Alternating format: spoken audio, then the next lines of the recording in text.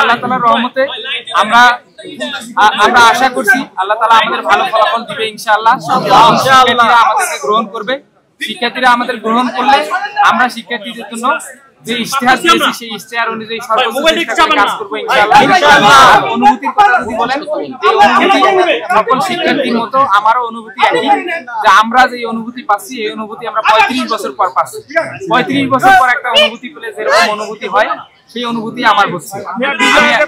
আমি আশা করি সকল শিক্ষার্থী উচ্চমুখর পরিবেশে পৌঁছবে এবং নির্বাচন কমিশনের প্রতি এবং প্রশাসনের প্রতি আমার আহ্বান, আজকে সারাদিন নিরপেক্ষ সুষ্ঠুভাবে নির্বাচন বাস্তবায়ন করার ক্ষেত্রে তারা যেন বিমাতা সুলভ আচরণ না করে এবং তারা যেন সুষ্ঠু পদক্ষেপ গ্রহণ করে। যে কোনো জায়গায় ভোটারদের ভোট দেওয়ার ক্ষেত্রে, লাইনে দাঁড়ানোর ক্ষেত্রে, নির্দিষ্ট সময়ে ভোট নেওয়ার ক্ষেত্রে এবং ফলাফল দেওয়ার ক্ষেত্রে সার্বিক ব্যাপারে নির্বাচন কমিশন যেন সুষ্ঠু ভূমিকা পালন করে। আপনারা দেখবেন ডাকসু, জাকসু, চাকসুতে যেহেতু নির্বাচন অনুষ্ঠিত হয়েছে, সেখানকার ছোট ছোট যে উইকনেস গুলো আছে সেগুলো যাচাই করে এখানে যেন সেই উইকনেস গুলো ধরা না পড়ে, সেগুলো নির্বাচন কমিশন যথেষ্ট ভূমিকা রাখার আহ্বান জানাচ্ছি।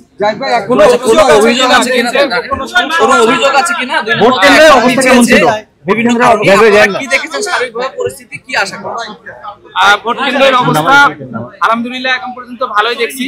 এখন পর্যন্ত কোনো অভিযোগ কারো প্রতি দিচ্ছি না, তবে আমরা অবজারভেশনে রাখছি। আমরা কোনো অভিযোগ পেলে সাথে সাথেই নির্বাচন কমিশন হোক, আপনাদেরকে হোক, আমরা অবশ্যই জানাবো।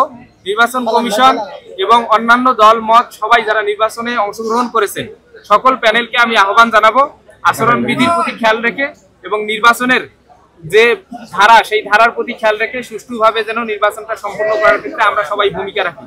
কোনো অভিযোগ এখন পর্যন্ত নাই, আমরা অবজারভেশনে রাখছি। আমরা প্রশাসনকে বলবো কোনো দলের প্রতি পক্ষপাতিত্বমূলক আচরণ যেন না করা হয়।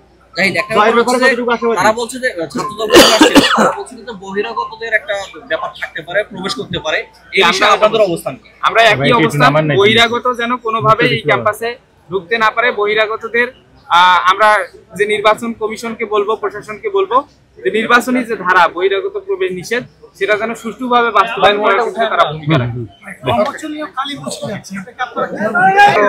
করার ব্যাপারে প্রশাসনের অবজারভেশন আমরা এখনই দিব না, আমরা অবজারভেশনে রাখছি। সুষ্ঠুভাবে ফলাফল না হওয়া পর্যন্ত প্রশাসনের ব্যাপারে, নির্বাচন কমিশনের ব্যাপারে আমরা কোনো কিছু বলতে চাই না। তাদের সবসময় আমরা অবজারভেশনে রাখছি। তারা যদি কোনো দলের প্রতি পক্ষপাতিত্বমূলক আচরণ কিছু সময়ের জন্য করে সেটার ব্যাপারে আমরা অভিযোগ জানাবো এবং সেটার ব্যাপারে আমরা পদক্ষেপ নিব ইনশাআল্লাহ।